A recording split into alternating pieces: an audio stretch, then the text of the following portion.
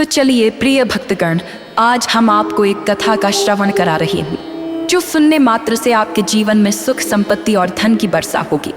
तो चलिए कथा को प्रारंभ करते हैं। भगवान शिव माता पार्वती से कहते हैं, हे प्रिय, मानव के पास जो कुछ भी रहता है उसके लिए कभी भी अपने आप को धन्यवाद नहीं करता है। अगर उनके पास जो चीज़ नहीं रहता है उसके लिए हर दम अपने जीवन को कोसते रहता है। तब माता पार्वती कहती है, हे प्राणनाथ, कृपया मुझे स्पष्ट से बताएं। फिर भगवान शिव कहते हैं, हे देवी, इसे ध्यान से सुने और समझे। अगर आप यह कहानी सुन रहे हैं तो पूरा सुनिए। इस कथा को आधा अधूरा छोड़कर जाने की गलती मत करिएगा, क्योंकि इस पवित्र कथा को पूरा सुनने से मनचाहा फल की प्राप्ति होगी। इसलिए इस कथा को पूरा सुने। आप शिव भक्त हैं तो भोलेनाथ का अनादर ना करें।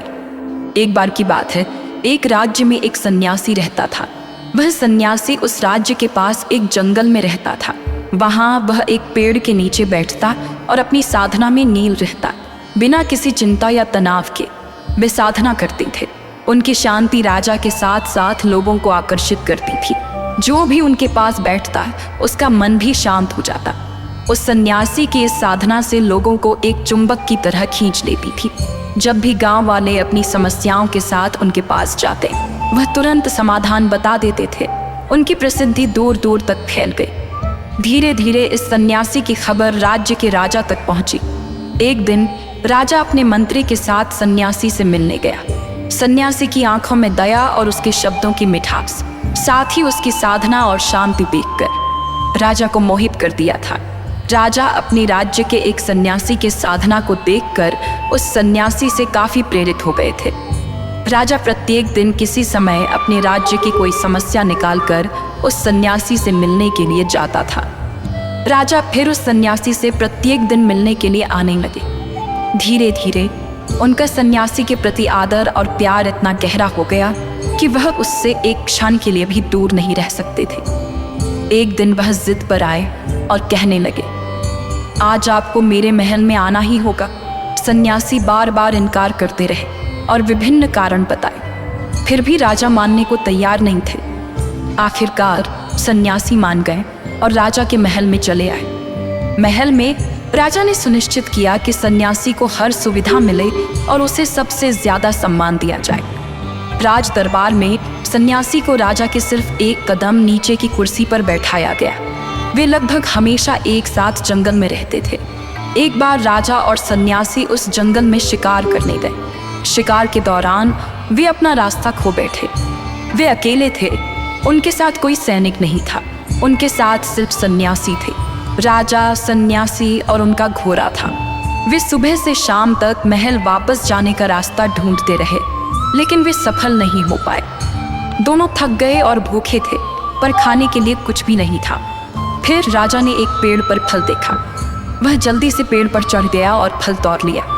अपनी तीव्र भूख के बावजूद राजा का सन्यासी के प्रति स्नेह ऐसा था कि वह कभी भी बिना उन्हें खिलाए राजा खाना नहीं खाता था।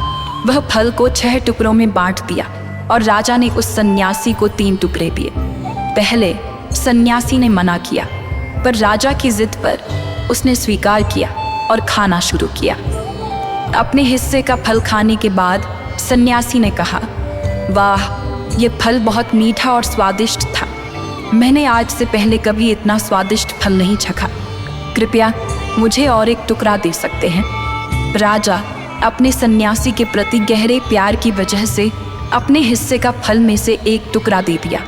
इसे खाने के बाद सन्यासी फिर से इसकी प्रशंसा की और एक और टुकड़ा मांगा। उस समय वहाँ सिर्फ फल का 2 टुकड़ा बचा था और राजा भूखे थे। राजा यह सुनकर कुछ असहज महसूस करने लगे।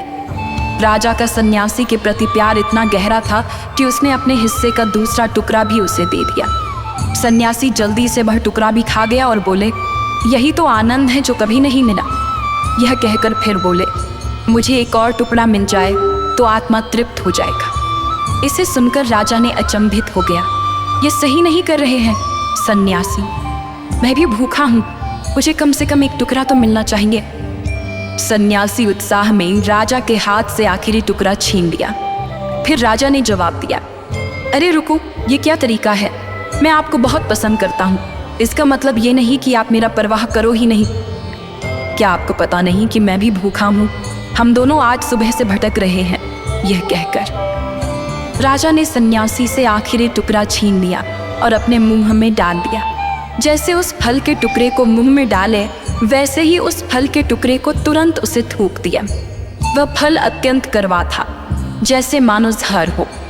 हैरान होकर राजा ने सन्यासी से कहा, तुम इतना कड़वा फल कैसे खा सकते हो बिना शिकायत किए?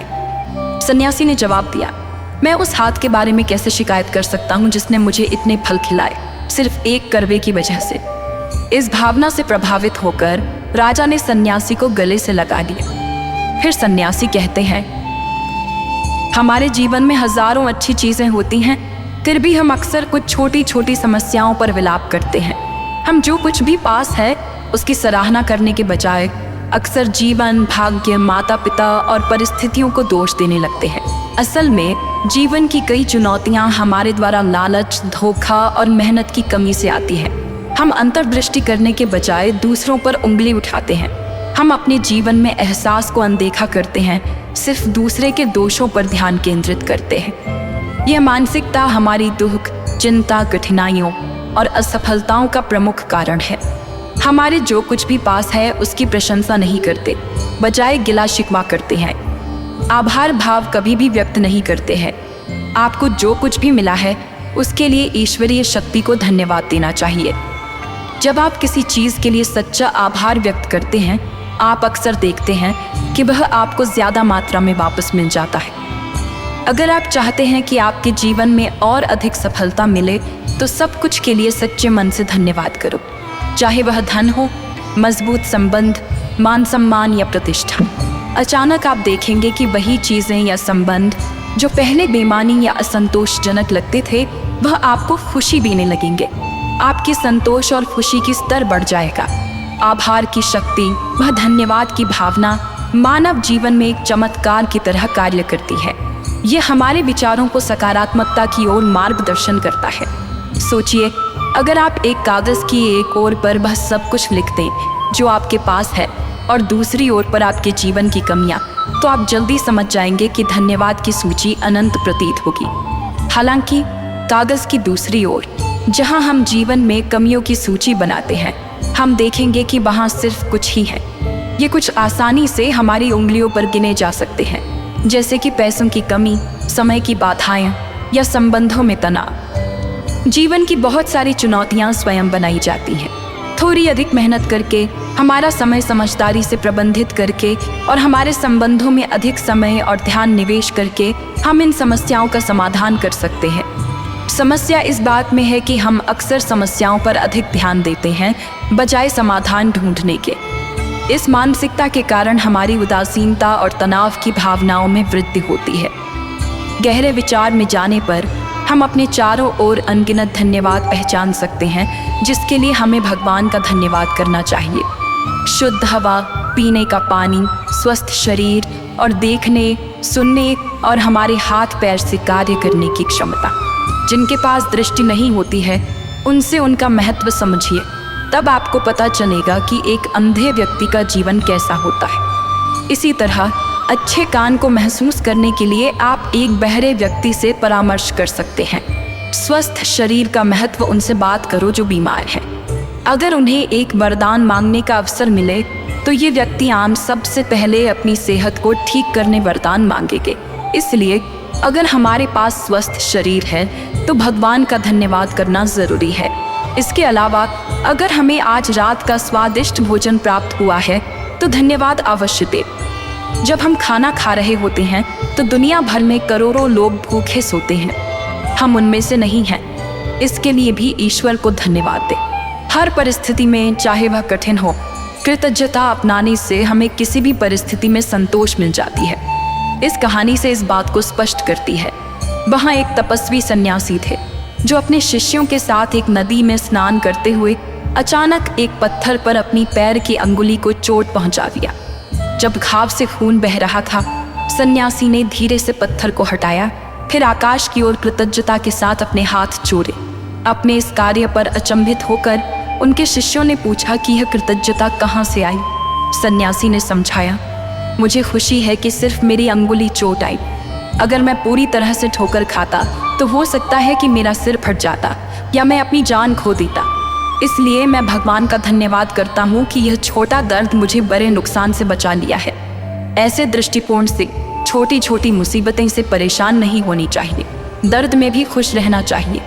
ये कहानी इस बात पर जोर देती है कि आभार व्यक्त करने से हमें सबसे अधिक दुख सहने की क्षमता प्रदान करती है। इतना कहकर सन्यासी अपना उपदेश समाप्त करते हैं।